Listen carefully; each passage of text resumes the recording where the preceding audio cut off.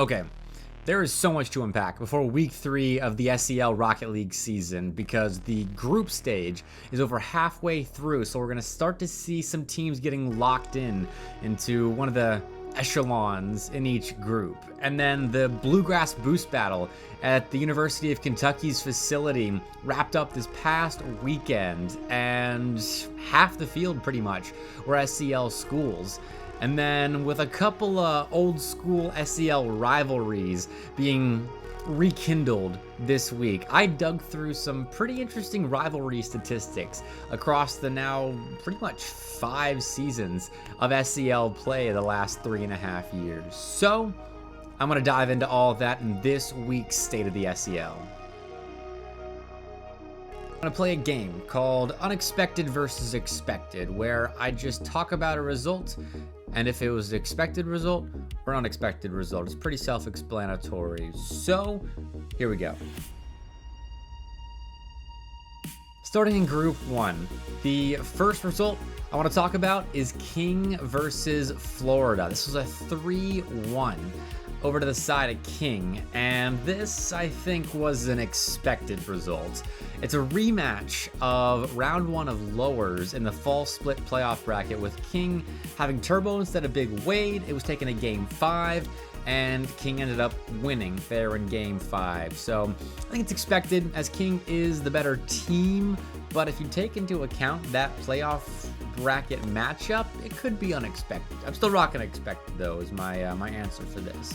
And then Oklahoma beats Auburn in Game 5. Now, Oklahoma's been having a down year, and Auburn's been incredibly inconsistent, but I'm still going to slap an unexpected label on this result because Oklahoma finally got it together against a team that they're going to be fighting with for a last chance qualifier spot. And then, of course, talking about Auburn's inconsistencies, here's an unexpected result.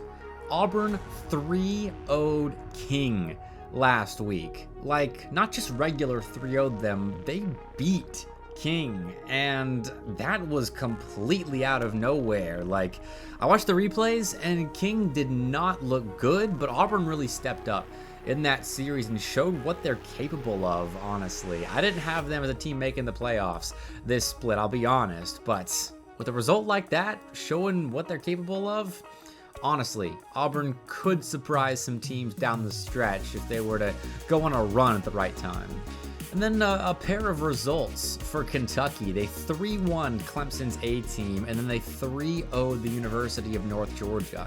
And I'm going to say both of those are expected based on how Kentucky has performed so far in the SEL, but it's worth noting because this means Kentucky is now 4-0 this semester. And after a roster revamp, I did not see this coming. So that is the part that's unexpected about the University of Kentucky at the moment. They are looking good right now, and they're at the top of Group 1, which is another kind of unexpected thing. So good for the Wildcats.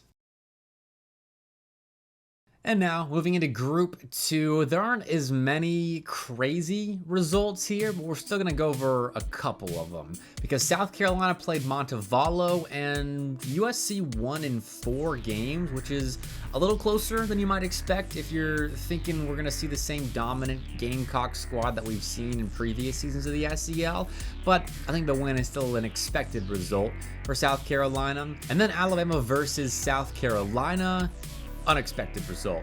Alabama swept South Carolina. I don't know what it is about Alabama state teams, 3-0ing teams. They should not be 3-0ing this week, but the Crimson Tide beat South Carolina down pretty badly, and so that is a very unexpected result over in Group 2. But Louisiana Tech versus FSU Gold, I think it's worth noting that La Tech 3-1 them, showing again that the Bulldogs are pretty much in the middle of their group, losing to teams that are going to make top half of the group, and then beating the teams that they have to beat. So expected result there.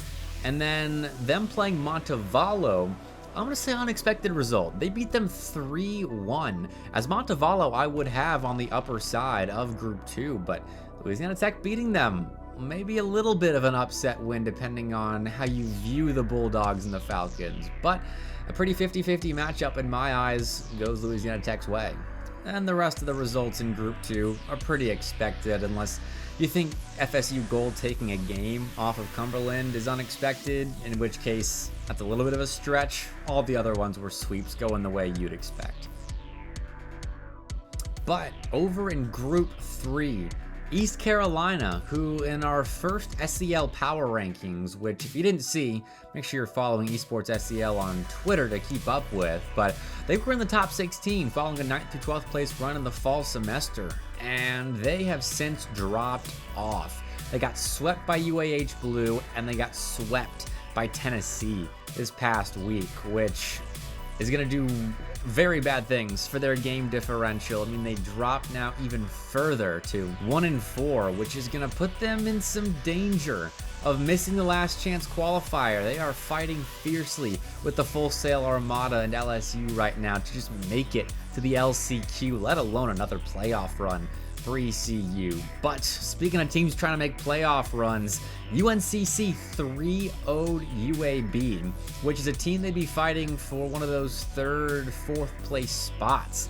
And the Niners getting that kind of result puts them in a really good position going forward. They're 3-1 right now. So down the stretch, UNCC is a threatening team for those teams at the top, like Buds at GSU, UTK, those sort of teams. And so UTK, I think, sitting pretty to win their group as they're 5-0 at the moment. They are going to be fairly safe, but UNCC is looking pretty good right now. And then one final result, which is a little odd to be including in this game because it's not really a result, but LSU forfeit their matchup against the Full Sail Armada, which is a little crazy considering that's a series LSU needs to be winning if they want to make it out of the last chance qualifier, because now they're 0-3. They've now lost series to both ECU and the Full Sail Armada, and so LSU's in a tough spot when it comes to making it into the last chance qualifier. They gotta be showing up for matches because they forfeited against Buds at Georgia State as well, which is an expected result. I feel like if you just look at GSU getting the win there, but LSU's gotta start showing up for their matches. All right, in Group 4, a lot happening here. Bruton Parker at the forefront of a lot of the action. Unexpected result number 1 involving BPC. They beat the FAU Owls in Game 5. Huge upset when you consider that some broadcast talent didn't have them slated as making a top 2 run, thought it was locked up for FAU to win that group. Well, they were wrong. FAU has now dropped a game to Bruton Parker, and then BPC turned around and 3-0'd Arkansas as well, which that is an expected result, but UARK started hot in this group. Bruton Parker starting hot as well, as they're now sitting at the top of the group as FAU sits on a loss, and so does Georgia, who, speaking of which, they 3-1'd UTK's B team, which is an expected result. And then they 3-2'd UAH White, which is an expected result. But when you consider that went to Game 5, there's a little bit of unexpectedness, I feel like, in there, as UGA's A team has changed once again, as Carter is out, and so they had to pull up another player from the B team. And so UGA is in a bit of a tough spot right now. DJ TJ's got to pull the boys together if they're going to make a deep run this semester of the SEL. But Arkansas trying to do that exact same thing. They 3-1 Northern Kentucky, which is another one of those 50-50 series that could be expected or unexpected. I'm going to say it's expected just because of how inconsistent NKU has been so far this semester, and UARK's looked fairly good. They've been beating teams they need to beat if they want to place top 4 in the group, and this is just another instance of that. But speaking of Northern Kentucky, we got to move, first of all, back in time and then over towards the great state of Kentucky in Lexington for the Bluegrass Boost Battle that was this past weekend. 10 SEL teams, and 10 SEL teams in quotation marks, because like I said, the last state of the SEL, I included Cumberland Black in this. And I'm going to do the same for Kentucky White, who had to fill in for a king that wasn't able to make it And so there goes one of the SEL teams and bumps up another SEL team with an asterisk next to their name. But I do want to just go through and kind of give you an idea of how the teams that play in the SEL finished over in BBB, starting with some early bow outs in the group stage of BBB. Northern Kentucky finished 4th in their group, kind of the same deal as the SEL, inconsistent, weren't able to get it going on LAN. Alabama weren't able to get it going on LAN, being upset by Robert Morris, which is a tough loss for Alabama. They lose to Georgia State and Akron as well, which aren't so shocking, but they have to play in a tiebreaker with Robert Morris and Cincinnati White, and they get destroyed by RMU, and so they don't make it to day 2, and it's another early elimination for them at the Bluegrass Boost Battle. But most surprisingly, South Carolina didn't make day 2. They were upset by Mount Aloysius in the group stage in pretty shocking fashion on the main stage. I casted that one. South Carolina just did not look themselves, so they got eliminated before day 2, which all the other SEL teams made it to. And in round 1 of the playoff bracket, 3 SEL teams were eliminated at this stage. Kentucky, the hometown team, was trying to reverse sweep a hot Robert Morris team that was able to actually make it to the semifinals, take a game off of Akron, which was a pretty big upset in that one game, but they weren't able to complete the reverse sweep, got blown out in game 5 unfortunately, and were eliminated there in the single elim bracket. And then Georgia State on the wrong end of a reverse sweep as they got reverse swept by Cumberland Black, who's the B team with Aurora, who you may remember from the Cumberland A team last semester. But GSU taken out early, and then UAH Blue couldn't get it going against the Cumberland A team on the main stage, and they've dropped in 4 games. They don't make it to the round of 8, which we see Cumberland make it to, obviously, after beating UAH Blue, and then they're dropped by the eventual runners-up in Cincinnati. And UTK, they placed the highest of all the SEL teams, which you might expect, but in a tournament where I think they were the favorites to make it to the grand finals to probably play Akron, they lose in the semifinals as they got swept by Cincinnati, which was kind of unbelievable at the time. I was sitting there casting it a little bit stunned because UTK just could not get their offense going, which with Crisp inserted into the offense, you find that a little shocking. They scored 1 goal in each of the 4 games in that best of 7 and get swept by the Bearcats. But still, a big congratulations to all the teams that made it to BBB in the first place, got that valuable LAN experience, that fun LAN experience that BBB delivers, and now on to the rest of the SEL for them. And coming back down to the SEL Earth, I do want to end this video with some kind of interesting facts, because this is kind of a rivalry week of sorts, and Auburn and Clemson was in contention for a second to be on the mainstream this week, and they aren't. That'll be different matches, but that made me dig into the historied rivalry of Auburn and Clemson in the SEL, and I found some interesting stats. They have played each other in every single season of the SEL, or semester of the SEL so far, starting all the way back in the group stage of season 0, where Auburn was able to 2-0 Clemson there, and they met again in playoffs in season 0, where Clemson won a thrilling game 5 that, if you'll believe it, I actually casted on the mainstream all those years ago. But Clemson win that one in game 5, and then season 1 in the playoffs, they met in the semifinals, and I casted that again. And I'm feeling really old talking about this, but Clemson 3-0'd Auburn there.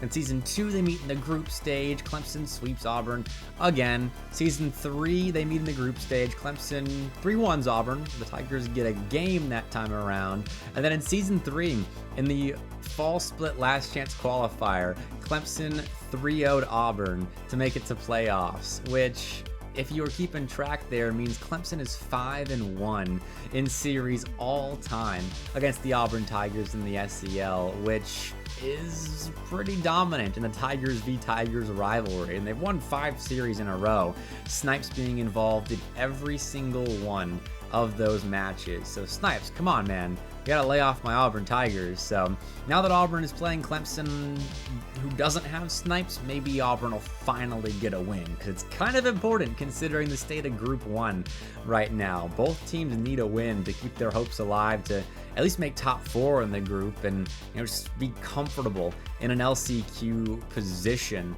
in that group of death. So we'll see what happens this week.